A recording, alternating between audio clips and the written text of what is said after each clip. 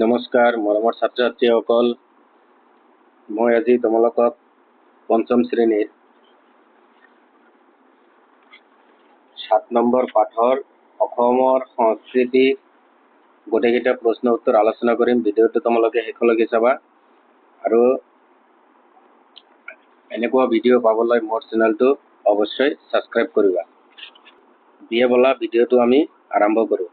1 নম্বৰত আছিল উত্তৰ লিখা। ক নম্বৰ প্ৰশ্ন আছিল মহাপুৰুষ শংকৰদেৱে অসমীয়া সংস্কৃতিলৈ আগবঢ়োৱা দুটা অৱদানৰ নাম লিখা। 1 নম্বৰ দি লিখিবা এক শৰণ নাম ধৰ্ম প্ৰচাৰ আৰু 2 নম্বৰ দি লিখিবা বৰগীত, অংকীয়া নাট আৰু সত্ৰ সংস্কৃতিৰ প্ৰচলন। পিছৰটো প্ৰশ্ন চাৰিবিধ ডিঙিত পিন্ধা অসমীয়া গহনাৰ নাম লিখা। উত্তৰ গলপতা, দুগদুগী, মাদলী, জোনবিৰি আদি। পিছৰটো প্ৰশ্ন তিনিবিধ নৃত্যৰ নাম আৰু তাৰ লগত জড়িত তিনিবিধ বাদ্যযন্ত্ৰৰ নাম লিখা। 1 নম্বৰত লিখিবা বিহু নৃত্য ঢোল, সত্ৰীয়া নৃত্য খোল, তাৰপিছত বাগৰুম্বা নৃত্য বাঁহী। পিছৰটো প্ৰশ্ন আছিল চাউলৰ গুড়িৰ পৰা প্ৰস্তুত কৰা চাৰিবিধ খাদ্যবস্তুৰ নাম লিখা। উত্তৰত লিখিবা তিল পিঠা, ঘিলা পিঠা, টেকেলি পিঠা আৰু খোলা চপৰীয়া পিঠা। পিছৰটো প্ৰশ্ন আছিল শিৱসাগৰ জিলাত থকা পুৰণি দুটা কীৰ্তিচিহ্নৰ নাম লিখা। 1 নম্বৰত লিখিবা ৰংঘৰ, 2 নম্বৰ দি লিখিবা তলাতল ঘৰ। পিছৰটো প্ৰশ্ন অসমত থকা দুটা মন্দিৰ, দুটা দৌল আৰু দুখন সত্ৰৰ নাম লিখা। এইটো সত্ৰৰ নাম হ'ব, সত্ৰ। এইটো বানানটো ভুল হৈ আছে, এইটো তোমালোকে সত্ৰৰ লিখিবা, সত্ৰৰ নাম। উত্তৰ দি লিখিবা মন্দিৰৰ নাম কামাখ্যা মন্দিৰ, উমানন্দ মন্দিৰ আৰু দৌলৰ নাম লিখিবা শিৱদৌল আৰু বিষ্ণুদৌল আৰু সত্ৰৰ নাম আউনীআটী সত্ৰ আৰু গড়মূৰ সত্ৰ। 2 নম্বৰত চোৱা খালী ঠাই পূৰণ কৰা। বহাগ মাহত দেশ পালন কৰা হয় বহাগ বিহু।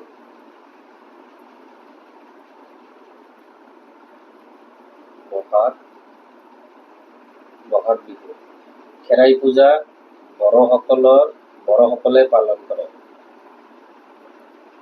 বড়োসকলে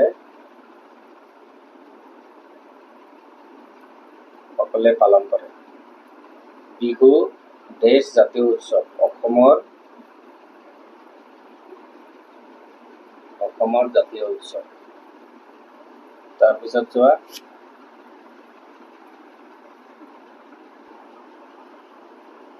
মিচিংসকলে আলি আই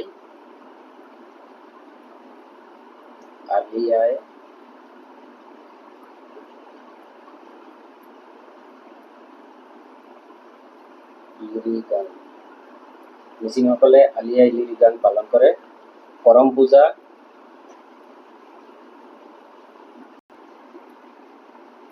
পূজা চাহ জনগোষ্ঠী।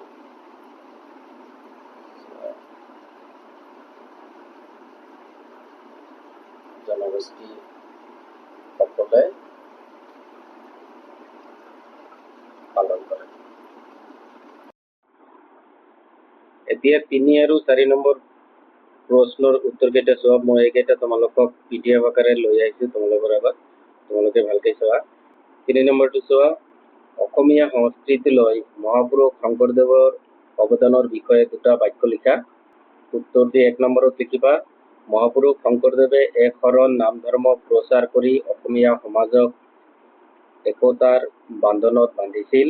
2 নম্বৰ দি লিখিবা তেওঁ বৰগীত, অংকীয়া নাট, ভাওনা আৰু সত্ৰ সংস্কৃতিৰ প্ৰৱৰ্তন কৰি অসমীয়া সংস্কৃতিক সমৃদ্ধ কৰিছিল। এতিয়া 4 নম্বৰত আছিল আমাৰ চমু টোকা লিখা। উত্তৰ দি তোমালোকে লিখিবা বিহু অসমৰ জাতীয় উৎসৱ, বছৰত 3 বাৰ বহাগ বিহু, কাতি বিহু আৰু মাঘ বিহু পালন কৰা হয়। তাৰপিছত আছিল পুতলা নাচ। পুতলিৰ জৰিয়তে অভিনয় কৰি কাহিনী উপস্থাপন কৰা লোকশিল্পক পুতলা নাচ বোলে। ই অসমৰ এক জনপ্ৰিয় লোকশিল্প। তাৰপিছত আছিল অসমীয়া ভাষা। অসমীয়া ভাষা অসমৰ চৰকাৰী ভাষা। ই অসমৰ অধিকাংশ লোকৰ মাতৃভাষা। তাৰপিছত আছিল সত্ৰীয়া নৃত্য। সত্ৰীয়া নৃত্য মহাপুৰুষ শংকৰদেৱে প্ৰৱৰ্তন কৰা এক শাস্ত্ৰীয় নৃত্য। ই ভাৰতৰ স্বীকৃত শাস্ত্ৰীয় নৃত্যসমূহৰ অন্যতম। তাৰপিছত আছিল উৎসৱ পাৰ্বণ। বিভিন্ন সম্প্ৰদায়ে আনন্দ আৰু উৎসাহেৰে পালন কৰা সামাজিক ধৰ্মীয় অনুষ্ঠানসমূহক উৎসৱ পাৰ্বণ বোলে। অসমৰ প্ৰধান উৎসৱসমূহৰ ভিতৰত বিহু অন্যতম। এতিয়া 5 নম্বৰত আছিল ক অংশৰ লগত খ অংশ মিলোৱা। তেজপুৰ অগ্নিগড়। তেজপুৰৰ লগত কি হ'ব? তেজপুৰ অগ্নিগড়। কামৰূপ পোৱামক্কা। গোৱালপাৰা সূৰ্য পাহাৰ। ধুবুৰী টেক বাহাদুৰ গুৰুদ্বাৰ। কাছাৰ ভুৱন পাহাৰৰ মন্দিৰ। আজিৰ ভিডিঅ'টো ইমানতে সামৰিছোঁ। পৰৱৰ্তী অন্য এটি ভিডিঅ'ত আকৌ লগ পাম। ধন্যবাদ।